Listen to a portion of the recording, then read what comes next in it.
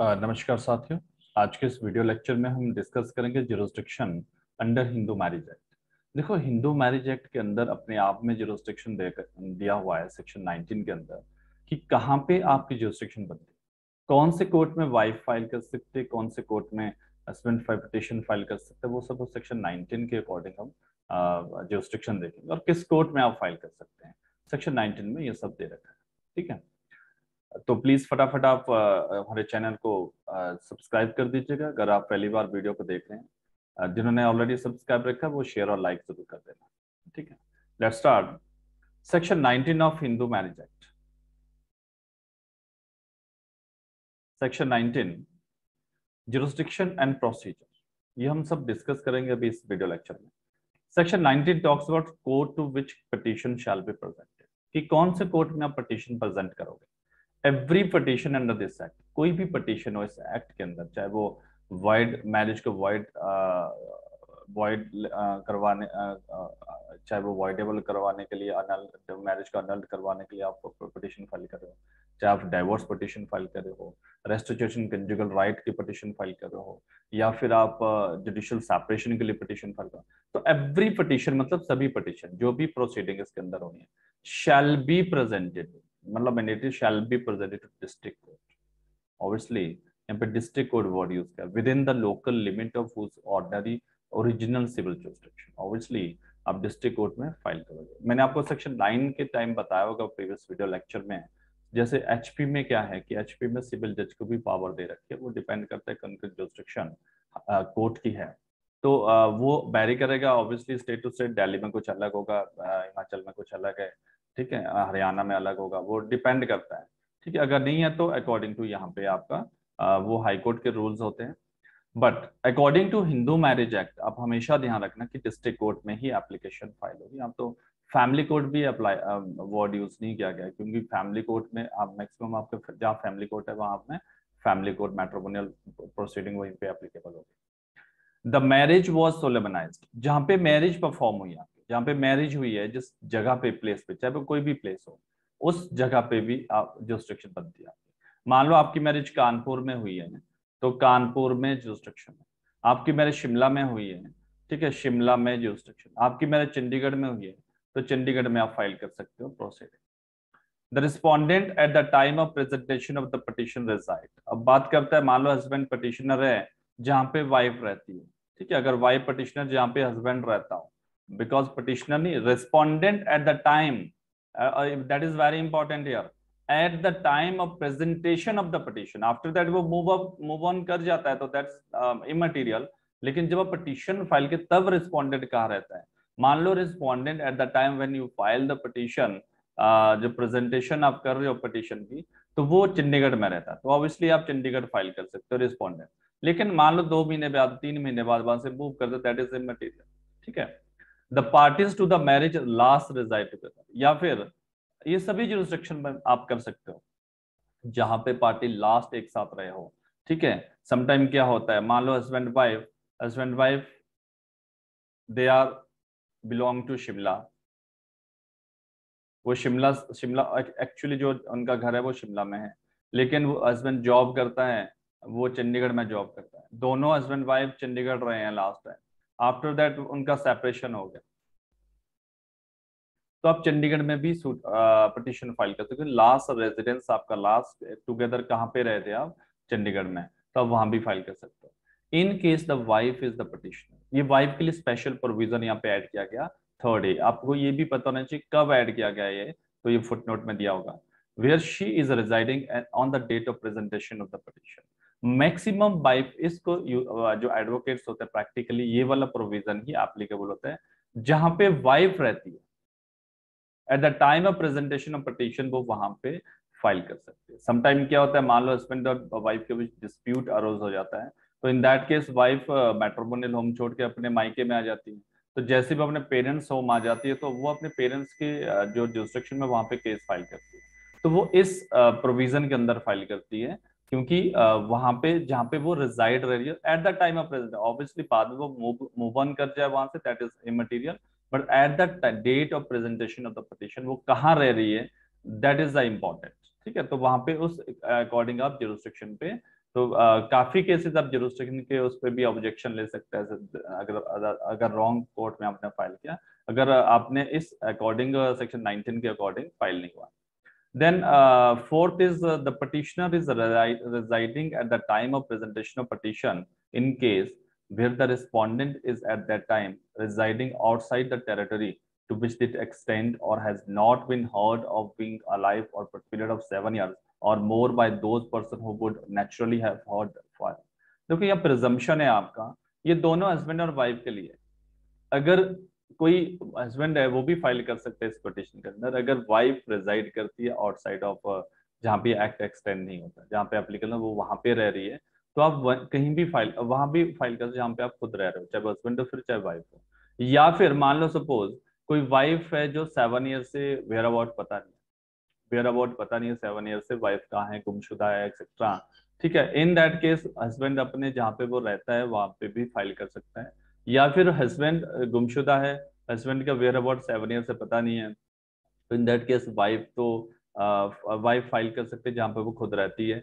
तो वाइफ के लिए तो स्पेशल ग्राउंड 3A में भी है, लेकिन हस्बैंड के लिए जहाँ पे खुद रहता है सिर्फ एक ही ग्राउंड है, लेकिन वहां पे कंडीशनल है। वो कंडीशन ये है या तो वो wife outside territory of this act जहाँ ये एक्ट एक्सटेंड होता है वहां पे, या फिर वो वाइफ 7 ईयर से उसको देखा नहीं गया, 7 ईयर से वेयर अबाउट पता नहीं है, तब फाइल कर सकते हैं। अदरवाइज हस्बैंड अपने रेजिडेंस पे फाइल नहीं कर सकता है, ठीक है। लेकिन वाइफ ऑलवेज फाइल वाइफ कर सकती है जहां पे वो खुद रहती है at the time of presentation of petition, ठीक है। और मैक्सिमम कोर्ट में यही यूज होता है आपका 3rd A वाला जुरिस्डिक्शन। और ऑब्वियसली ये ओवरलैप करता है कई बार आपका जहाँ पे आप खुद रहते हो वहां पे भी बनती है आपकी जुरिस्डिक्शन यहाँ पे, और मैरिज भी वहीं पे हुई आपके, ओवरलैप भी हो सकता है। तो आपकी जो जुरिस्डिक्शन है अकॉर्डिंग टू सेक्शन 19 होना चाहिए। The next is section 20, content of verification of the petition। अब देखो every petition presented under this act shall state as distinctly as the nature of the case permitted, the fact on which the claim to relief is founded, and except in the petition under section 11 shall also state there shall no collusion between petitioner and the other party to the marriage। The statement contained every petition under this act shall be verified by the petitioner or some other competent person in the manner required by law for verification of the plaint and may at the hearing or refer to the evidence। Obviously जब आप petition देखो, अगर plaint की बात करो CPC में भी verification है, आप ऑर्डर 6 रूल 15 में देख सकते हो। तो इन दैट केस यहाँ पे जैसे पिटिशन आप बनाए तो लास्ट में वेरिफिकेशन भी आपको डालनी पड़ेगी, वेरीफाई करने ताकि और थोड़ा जेन्युइन लगे, ताकि फेक ना फॉल्स केस ना फाइल हो। तो कंटेंट्स और वेरिफिकेशन आपका होना चाहिए पिटिशन के अंदर। Application of act 5 of 1908, obviously CPC यहाँ पे एप्लीकेशन सिविल प्रोसीजर की तरह इसको डील कर, प्रोसीजर कैसा रहेगा, सिविल रहेगा। तो subject to all other provision content in this act and to such rules as high court में make on this behalf, all proceeding under this shall be regulated as far as may be by CPC। इस act के provision तो लगेंगे ही लगेंगे, ठीक है, but जैसे समन करना है, विटनेस एविडेंस कैसे होना है, वो सारा प्रोसीजर कहाँ पे दिया आपका CPC के अंदर, वो सारा कंट्रोल करेगा CPC, ठीक है। 21A, power to transfer petition in certain case. Obviously अब ट्रांसफर की पावर है कि आप कब ट्रांसफर कर सकते हो, किस सिचुएशन में आप ट्रांसफर कर सकते हो, ठीक है। एक कोर्ट से दूसरे कोर्ट में मान लो आपने ट्रांसफर करना है, उसके रिगार्डिंग रूल आपको 21A में। देखो ये प्रिलिम्स पर्पस से वेरी इंपॉर्टेंट जो भी मैं सेक्शन यहाँ पे डिस्कस कर रहा हूँ। वेयर अब प्रिलिम्स समटाइम आपको यहाँ पे अप्लाइड क्वेश्चन भी आ जाता है कि ट्रांसफर के रिगार्डिंग, ठीक है। A petition under this act has been presented to the district court having jurisdiction by a party to the marriage, praying for a decree for judicial separation under section 10 and for decree of divorce under section 13। तो ये बोलते हैं कि आप pray कर रहे हो या तो जुडिशियल सेपरेशन की बात कर रहे हो या फिर डिक्री ऑफ डाइवोर्स की बात कर रहे हो, ठीक है। Another petition under this act has been presented thereby by the other party to the marriage, praying for decree for judicial separation under section 10 or decree for divorce under this section, any ground, whether in the same district court, on different district court, in the same state, on the different state। मान लो suppose पहली petition file हो रखी है under section 10 या फिर 13 में, और second भी किसी ने सेक्शन 10 और सेक्शन 13 में फाइल किया, सेम कोर्ट या किसी और दूसरे डिस्ट्रिक्ट कोर्ट में या फिर अदर स्टेट में फाइल कर रखी है। ठीक है, पार्टी सेम है हस्बैंड वाइफ, ठीक है, हस्बैंड वाइफ। तो the petition shall be dealt with specified, जहां पे दो मल्टीपल पिटिशन फाइल होगी, ठीक है, अंडर सेक्शन 10 और 13 में, चाहे वो सेम डिस्ट्रिक्ट कोर्ट में या डिफरेंट डिस्ट्रिक्ट कोर्ट में या डिफरेंट स्टेट में, जहां भी फाइल हुई हो with in India, in case where subsection applies, if the petition are presented to the same district court, both the petition shall be tried and heard together by the district court, ठीक है। अब बोलता है कि अगर दोनों, मान लो हस्बैंड वाइफ ने, किसी ने सेक्शन 10 की फाइल कर रखा है, ठीक है, पहले हस्बैंड ने फाइल किया, देन वाइफ ने भी यहाँ पे मान लो सपोज डाइवोर्स का भी फाइल कर दिया, ठीक है, तो सेम डिस्ट्रिक्ट कोर्ट, एक ही डिस्ट्रिक्ट कोर्ट है, मान लो शिमला का डिस्ट्रिक्ट कोर्ट है, तो शिमला में ही फाइल हुआ, तो दोनों एक साथ ट्रायल उनका टुगेदर किया जाएगा एक साथ। अगर सेक्शन 10 है तो सेक्शन 10 का भी टुगेदर होगा, सेक्शन 13 का भी टुगेदर, मतलब एक साथ, there is no problem. If the petitions are presented to different district court, the petition presented later shall be transferred to the district court in which the earlier petition were presented, and both the petition shall be heard and disposed of together by a district court in which the earlier petition was presented। ये बोलता है कि अगर अलग district court है, ठीक है, same नहीं अलग है, मान लो this is one district court and this is other district court, ठीक है, एक पिटीशन आपने यहाँ फाइल कर रखा है और दूसरे ने भी पिटीशन यहाँ पे फाइल कर रखा है, मान लो हस्बैंड ने यहाँ पे फाइल किया, वाइफ ने यहाँ फाइल कर दिया अगेंस्ट द वाइफ या अगेंस्ट द हस्बैंड। अब जो फर्स्ट, मान लो ये 25 जून 2022 को फाइल किया और दूसरा 15 जुलाई 2022 को फाइल कर किया, तो जो लेटर वाला है 15 जुलाई वाला, ये ट्रांसफर होगा यहाँ पे, जो लेटर वाला है ये ट्रांसफर होगा जहां पे अर्लियर प्रोसीडिंग, और अर्लियर कोर्ट फिर इसको डिसाइड करेगा, दोनों को एक साथ डिसाइड करेगा, समझ गए। ट्रांसफर कौन सा होगा, latter one transfer to earlier court, ठीक है। In case where clause B subsection 2 applies, the court of government as the case may be competent under the CPC to transfer any suit or proceeding from the district court in which the later petition has been presented to the district court in which the earlier petition is pending, shall exercise its power to transfer the later petition as it had been empowered to do so under the Act। Obviously यहाँ CPC के अंदर transfer की power दी है आपको, section 22 से लेकर 25 CPC के अंदर, तो वहां पे पावर यूज कर सकता है, कोर्ट ट्रांसफर करेगा। The next is section 21 special 21B special provision relating to trial and disposal of petition under this act. तो ये वाला जो 21 ये 23 तक आपका प्रीलिम से वेरी इंपॉर्टेंट प्रीलिम पर्पस है। The trial of a petition under this act shell, so far as is practicable consistently with the interest of justice in the respect of the trial, be continue from day to day until its conclusion, unless the court find the adjournment of the trial beyond the following date to necessary reason to record। Obviously trial की day to day आपका होना चाहिए, unless कोई reason है adjournment करने के लिए तो adjourn होगा, लेकिन practically not possible कि because workload of on the court।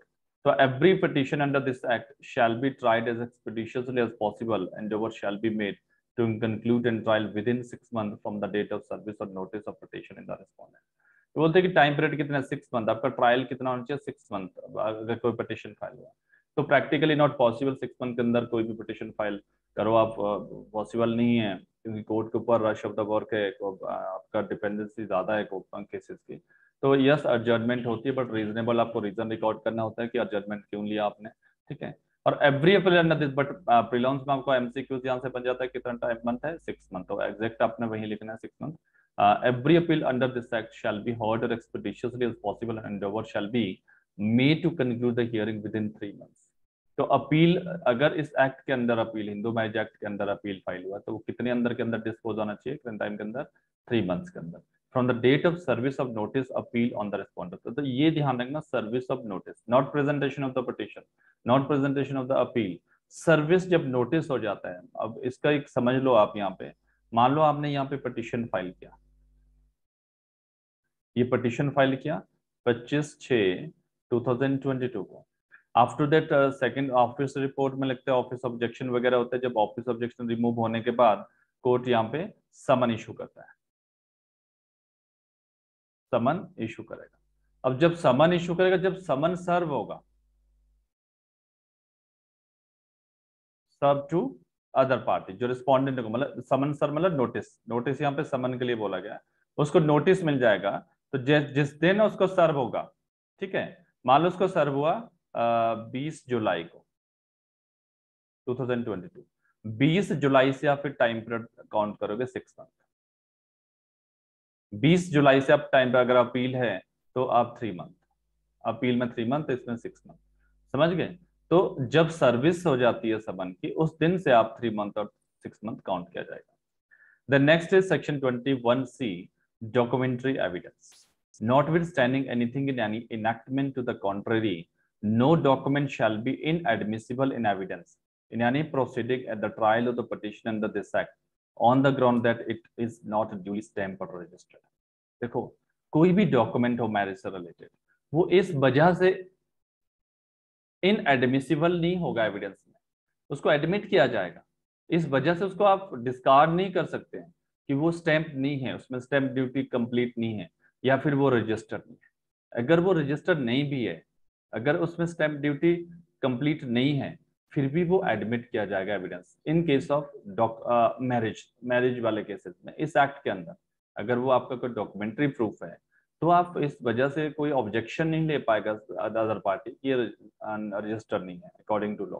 Registration act के अकॉर्डिंग रजिस्टर होना चाहिए था, या फिर स्टैंप एक्ट के अकॉर्डिंग ड्यूली स्टैंप नहीं है, तो इस वजह से उसको आप डिस्कार्ड नहीं करोगे, वो एडमिट किया जाएगा एविडेंस के अंदर, वो इनएडमिसिबल नहीं होगा। Section 22, proceeding to be in camera and may not be printed or published. Every proceeding under this act shall be conducted in camera, and it shall not be lawful for any person to print or publish any matter in relation to any such proceeding except a judgment of the High Court of the Supreme Court, printed, published with the previous permission of the court. Obviously ये देखो proceeding in camera होने चाहिए आपकी।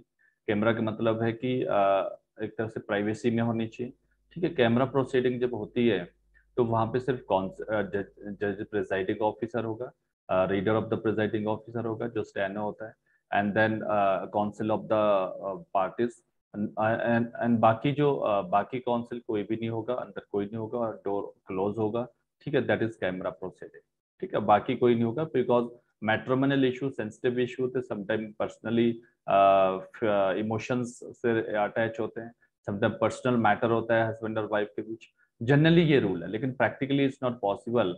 Yes, camera proceeding होती है, but वो exceptional केसों में कोर्ट अडॉप्ट करता है, लेकिन सभी केसेस में मैट्रिमोनियल कैमरा प्रोसीडिंग प्रैक्टिकली नहीं होती है। लेकिन आपको अगर एग्जाम में लिखना है तो according to section 22 camera proceeding लिखना है कि yes, if any person print or publish any matter in contravention of provision contained in subsection 1, it shall be punishable with fine which may extend to 1000 rupees. Obviously यहाँ पे ना तो आप judgement को print कर सकते हैं, पब्लिश कर सकते हैं पब्लिकली, ठीक है, बट आप हाई कोर्ट और सुप्रीम कोर्ट की जजमेंट को पब्लिश कर सकते हैं, जैसे आपका जर्नल भी आते हैं, आपका AIR वगैरह में पब्लिश होते हैं, लेकिन with the previous permission of the court, previous permission होनी चाहिए उसके लिए, अदरवाइज नॉट, ठीक है। बट अगर आप पब्लिश करते हो मैट्रिमोनियल केसेस को और आपने परमिशन नहीं ले रखी है, या फिर आपने डिस्ट्रिक्ट कोर्ट वगैरह की पब्लिश कर दी जजमेंट्स वगैरह, तो इन दैट केस वो आपका एक कंट्रावेंशन हो जाएगा, वहां पनिशमेंट प्रोवाइडेड है आपको, पनिशमेंट विद फाइन विच में एक्सटेंड टू 1000 रुपीज, बहुत ही स्मॉल अमाउंट है। देन डिक्री इन प्रोसीडिंग, अब जो प्रोसीडिंग की जो डिक्री होती है आपकी, जो कोर्ट में प्रोसीडिंग, वो आपका सेक्शन 23 आपका बिल्कुल वेरी इंपॉर्टेंट है। In any proceeding under this act, whether defense or not, if court is satisfied that any of the ground of granting relief exists in the petitioner, except in case where the relief is sought by him on the ground specified subsection A, subclause B and subclause C, clause 2 of section 5, is not in any way taking advantage of his or on disability or purpose of such a relief. Where the ground of the petition is ground specified in clause itna, A113 of the petition has not in any manner has accessory to any convinced or condone of act compliant of the where ground of petitioner cruelty of petitioner has not in any manner condone cruelty. ये condonation की बात करता है, जैसे कि sometime क्या होता है क्रुअल्टी में कंडोनेशन हो जाती है, लेकिन ये कि अगर वो रिपीट करते हैं आफ्टर दैट नो कंडोनेशन, ठीक है। Where the divorce is sought on the ground of mutual consent, such consent has not been obtained by force, fraud or undue influence. तो ये प्रोसीजर दिया गया कि अगर म्यूचुअल कंसेंट 13B में आप अप्लाई कर रहे हो, लेकिन जो आपकी कंसेंट होनी चाहिए वो कैसे होनी चाहिए, फ्री कंसेंट होनी चाहिए, और वो ना तो फ्रॉड के थ्रू होनी चाहिए, ना ही अंडर इन्फ्लुएंस, ना ही फोर्स, ना कॉशन एक्सेट्रा। तो आपकी फ्री कंसेंट होनी चाहिए। तो देखो आपको सेक्शन 23 ऑलवेज राइट करवाया जाता है आपका सेक्शन के साथ, ठीक है, अदर सेक्शन के साथ। See the petition not being petition presented in section 11 is not presented a proper with the respondent. There has not been any unnecessary or improper delay in instituting the proceeding. Obviously, improper delay वगैरह नहीं होना चाहिए, ठीक है, आपको पास reasonable explanation होना चाहिए अगर delay है भी। There is no any legal ground why relief should not be granted. Then in such a case, but not otherwise, the court shall decree such a relief accordingly. कोई reason नहीं होना चाहिए आपके पास, आप ग्रांट क्यों नहीं कर रहे हो एक्सेट्रा, वो प्रोसीडिंग आपको इसके अकॉर्डिंग देखनी है, ठीक है। इन दैट केस ये सिर्फ डायरेक्ट रीडिंग, आप डायरेक्ट रीडिंग कर लेना यहाँ पे। Then section 23A, 23 relief for respondent in divorce and other proceeding. In any proceeding for, इसको हम काउंटर क्लेम भी बोलते हैं, काउंटर रिलीफ, काउंटर रिलीफ या counter claim. In any proceeding for divorce or judicial separation or restitution of conjugal right, the respondent may not only oppose the relief sought on the ground petitioner is adultery, cruelty or desertion.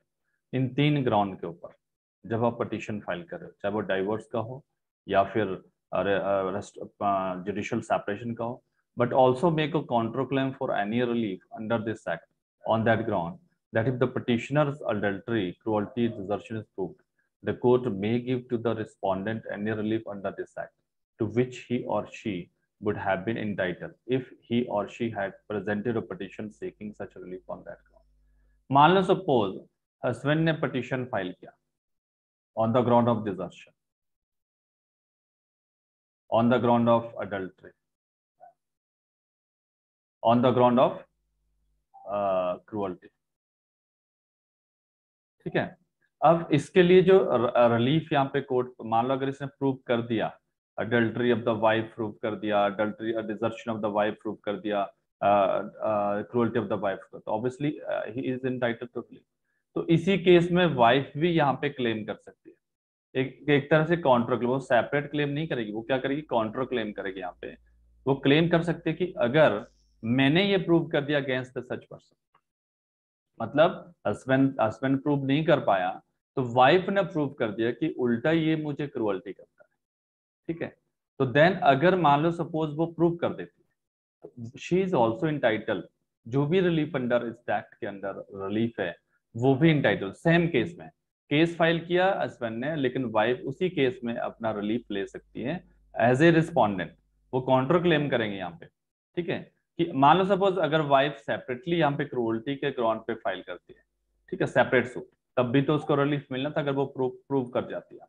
लेकिन बात prove की, आपको prove, wife को यहाँ prove करना पड़ेगा कि husband मुझे क्रूअल्टी करता है। अगर ये प्रूव हो गया तो वाइफ को वो सारे रिलीफ मिलेंगे जो provided according to this act. She also entitled to relief. या मान लो वाइस वर्सा, वाइफ ने केस फाइल किया अगेंस्ट हस्बैंड, तो हस्बैंड भी काउंटर क्लेम कर सकते हैं कि अगर मैंने ये प्रूव कर दिया अगेंस्ट द वाइफ तो then husband entitled to such and such relief जो भी प्रोवाइडेड है अंडर दिस एक्ट।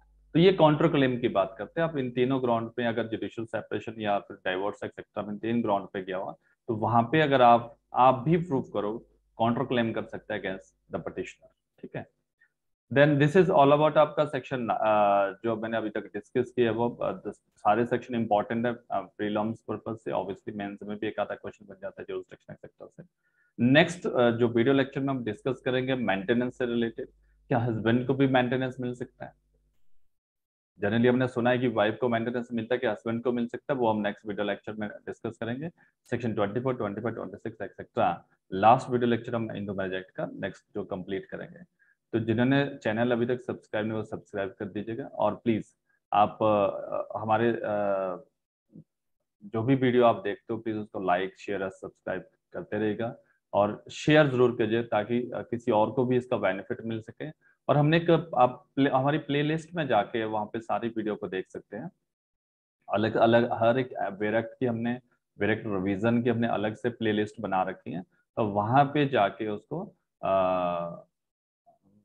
वहाँ पे हमारी सारी वीडियो को आप देख सकते हैं। और इससे सबसे बड़ी बात है कि अगर आप इसके एमसीक्यूज प्रैक्टिस करना चाह रहे हो तो एमसीक्यूज प्रैक्टिस के लिए यूट्यूब पे तो नहीं हो पाता है, बिकॉज हमारे पास अपनी इंस्टीट्यूट की ऐप है, डिस्क्रिप्शन में उसका लिंक आपको मिल जाएगा, आप उस लिंक को क्लिक करके आप वहाँ पे इंस्टॉल कर दीजिएगा ऐप को। ठीक है, तो ऐप पे आपको ये सारे वीडियो लेक्चर भी मिल जाएंगे और इसके एमसीक्यूज भी आपको फ्री ऑफ कॉस्ट वहाँ पे रहेंगे। तो आपको ऐप में एक्सेस मिल जाएगा, तो जहाँ पे जब मुझे लगता है कि आपको इंस्टॉल कर लेना चाहिए, बिकॉज एमसीक्यूज वेरी इंपॉर्टेंट।